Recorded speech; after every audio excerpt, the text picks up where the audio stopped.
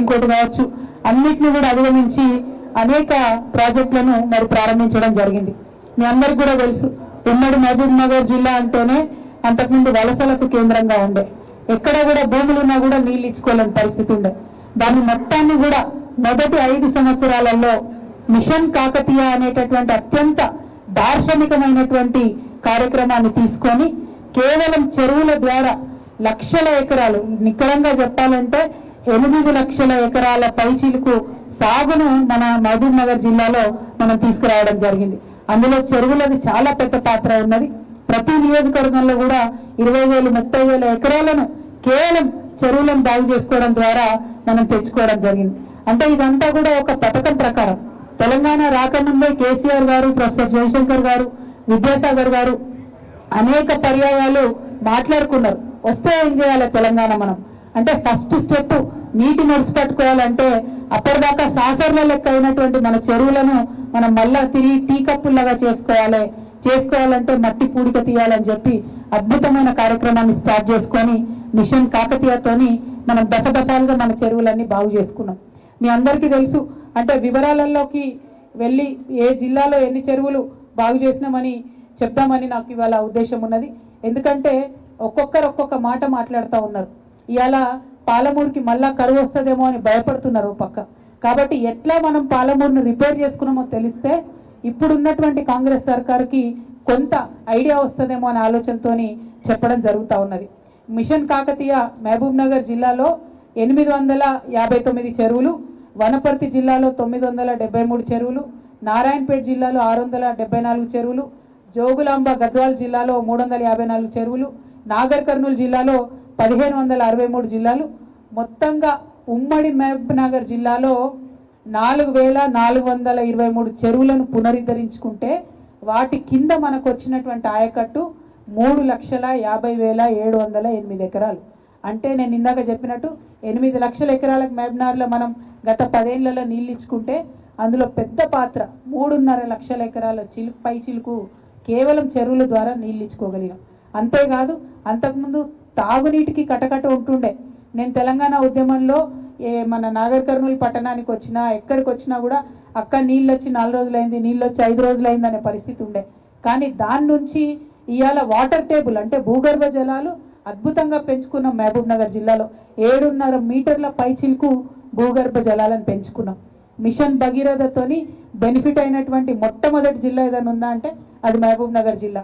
ఇవాళ 24 గంటలు నీళ్లు, ప్రతిరోజు నీళ్లు, ప్రతి మున్సిపాలిటీ గ్రామం అని తేడా లేకుండా మహబూబ్ నగర్ జిల్లాలో వస్తుందంటే అది కేవలం కేసీఆర్ గారు తనకు తెలంగాణ ఆడబిడ్డల పట్లున్న మమకారాన్ని చూపించడానికి చేసినటువంటి కార్యక్రమం మిషన్ భగీరథ కార్యక్రమం. దానివల్ల అత్యధికంగా బెనిఫిట్ అయింది ఇవాళ మహబూబ్ నగర్ జిల్లా. ఇవాళ అటువంటి జిల్లాలో మీరు చూస్తున్నారు, అక్కడక్కడ సోషల్ మీడియాలో వీడియోలు కనబడుతున్నాయి. మళ్ళా పొలం ఎండిపోతున్నది, మళ్ళా యూరియా కోసం లైన్లు కట్టే పరిస్థితి వస్తున్నది. ఏవైతే ప్రాజెక్టులు ఫినిష్ కావాలనుకున్నామో కాకుండా ఉండేటటువంటి పరిస్థితి వస్తున్నది. మరి ఇవన్నీ చూస్తుంటే బాధ అవుతుంది, గుండె చెరువైతుంది. అందుకే ఇవాళ మాట్లాడుతున్నాం. మనం ఆనాడు అనుకున్నాం Palamuru Kalwakurthy lift irrigation scheme complete చేసుకోవాలని. కేసీఆర్ గారు సక్సెస్ఫుల్లీ ఆ యొక్క కార్యక్రమాన్ని కంప్లీట్ చేసి మిగతా 8 లక్షలలో మిగతా ఏదైతే ఉంటుందో సాగు ఆయకట్టంతా కూడా కల్వకుర్తి ద్వారా చాలా నియోజకవర్గాల్లో మనం నీళ్ళు ఇచ్చుకోవడం జరిగినాం. ఒక మన షాద్ నగర్ ఒక్కదానికే కొంత కల్వకుర్తి నుంచి నీళ్లు బెనిఫిట్ కాలే, కానీ మిగతా అన్నిటికీ కూడా కల్వకుర్తి లిఫ్ట్ ఇరిగేషన్ స్కీమ్తోని బెనిఫిట్ అయిన విషయాన్ని ఈ సందర్భంగా నేను గుర్తు చేస్తూ ఉన్నాను. అట్లనే ఏదైతే పెండింగ్ ప్రాజెక్టులు ఉండేనో భీమా కావచ్చు, నెట్టంపాడు కావచ్చు, అవన్నీ కూడా పూర్తి చేసుకోవడం జరిగింది. అన్నిటికన్నా ఎక్కువ ఒక 2 ప్రాజెక్టులు కేసీఆర్ గారు పాలమూరు నల్గొండ కోసం, రెండింటికి మహబూబ్ నగర్ నల్గొండ కోసం ఆలోచన చేసిండు. ఒకటి Palamuru Rangareddy lift irrigation scheme, 2 డిండి ప్రాజెక్టు. ఈ 2 కూడా దాదాపు 60% పైగా పనులు జరిగిపోయినాయి. మన పాలమూరు రంగారెడ్డిలో అయితే మీకు తెలుసు, నార్లాపూర్ దగ్గర ఒక బటన్ ఒత్తి పంప్ హౌస్ కూడా మనం చాలు చేసినటువంటి పరిస్థితి. అంటే ఇప్పుడు ఉన్నటువంటి ప్రభుత్వం నిజంగా కూడా మహబూబ్ నగర్ జిల్లా రైతాంగానికి నీళ్ళు ఇవ్వాలంటే 8 టీఎంసీల పైసీలకు ఎత్తిపోసేటటువంటి మొత్తం వ్యవస్థ కూడా సిద్ధంగా ఉన్నది.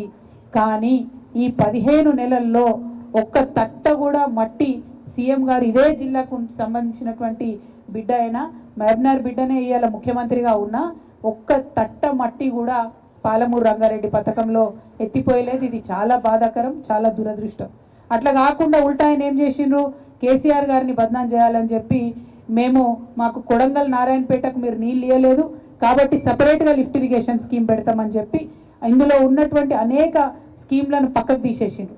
దాంతో ఏం జరుగుతున్నది ఇవాళ అంటే మహబూబ్ నగర్, నల్గొండ, రంగారెడ్డిలో 4.5 లక్షల ఎకరాల ఆయకట్టుకు డైరెక్ట్గా నష్టం వాటిల్లుతున్నది. పైగా ఇప్పుడు ఏదైతే Kodangal Narayanpet lift irrigation scheme పెట్టిండ్రో దానికి ఇంటేక్ బీమా నుంచి తీసుకుంటున్నారు. అయితే నిపుణులంతా చెప్తున్నది ఏంటంటే బీమా నుండి కాకుండా జూరాల నుండి ఇంటేక్ తీసుకుంటే ఆ లిఫ్ట్ ఇరిగేషన్ స్కీమ్ కూడా సక్సెస్ఫుల్గా రన్ అయ్యేటటువంటి ఆస్కారం ఉంటుందని చెప్తున్నాం. కనీసం ఈ సూచనన్న గౌరవ ముఖ్యమంత్రి గారు మరి ఆలోచన చేయవలసిందిగా మేము కోరుతా ఉన్నాం. మరి ఇవాళ ప్రతి విషయంలో మీరు చూస్తున్నారు ఎంత నిర్లక్ష్యం అనేటటువంటిది కనబడుతుంది. ఒక పక్క మిషన్ భగీరథను సంపూర్ణంగా మెయింటైన్ చేసేటటువంటి పరిస్థితి లేదు. ఇప్పుడు ఇంకో పక్క మిషన్ కాకతీయలో రిపేర్ చేసుకున్న చెరువులను సంపూర్ణంగా మెయింటైన్ చేసే పరిస్థితి లేదు. ఇదివరకు కేసీఆర్ ఉన్నప్పుడు టైంకి యూరియా వస్తుంది ఎట్లా, ఇప్పుడు రాదు ఎట్లా, ఏం మారింది? అదే అధికారులు, ఢిల్లీలో కూడా అదే గవర్నమెంటు, ఏం మారలే. మారింది ఏంది అంటే కేవలం ముఖ్యమంత్రిగా ఉండేటటువంటి వ్యక్తిలో ఉండాల్సినటువంటి ఆలోచన, ఆ విశాల హృదయం అన్నది మాత్రమే మారింది. నేను కేసీఆర్ గారి బిడ్డగా వారిని చూసిన.